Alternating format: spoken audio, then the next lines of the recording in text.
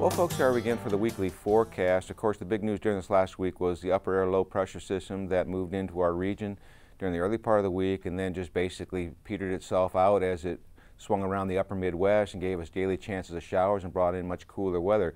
We did see some significant rainfall across small portions of the state with this system, and we've seen our first widespread severe weather outbreak as we've seen our first surge of 50s to low 60s dew points into the region.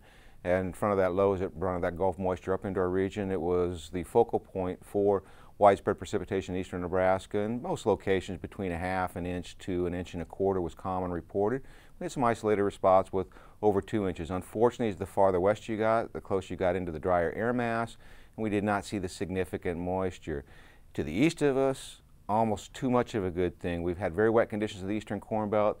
This storm system just added to the misery, and along with the cool temperatures, we wouldn't expect to see anything in the way of significant field activity, particularly from Illinois eastward, until we at least get into the middle of next week at the earliest. And with another system impending as we go into the middle of next week, there may only be an opportunity for a couple days of planting, at least in the eastern Corn Belt. Now for Nebraska, it looks like a very nice stretch of weather, the perfect opportunity to get some planting caught up and possibly even get completed before our next system moves into the Central Plains region as we get into the midweek period. So let's take a look at the upper air models and see what we might expect as we go forward in time.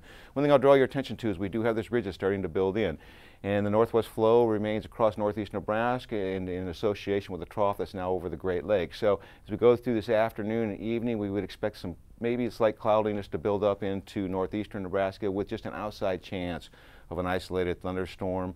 We don't expect anything toward the south and to the west. It should be a very nice day, primarily in the 70s statewide. Now as we go in tomorrow, we'll see that the periphery of the ridge is starting to build into the Central Plains, and it's going to bring much warmer temperatures. We should be looking at temperatures well in the 70s across the entire region, with just an outside chance once again for the development of scattered isolated showers or thunderstorms in the northeastern part of the state, closer to where the jet formation is. With the remainder of us, it looks to be more of a partly cloudy day. Very nice temperatures, easily into the mid-70s statewide, with again some 80s possible across southwest Nebraska. Now as we go into Monday, the ridge starts to shift a little bit to our east. We get a southwesterly flow aloft in the upper atmosphere as another trough starts to move into the Pacific Northwest, and we're going to see a nice bump up with temperatures once again. A couple more degrees. We're looking at the upper 70s to possibly even to the low to mid 80s across the southwest under partly cloudy skies. Now as we get into Tuesday, the system starts digging into the southwest and starts shooting moisture up at the lower levels up into western Nebraska.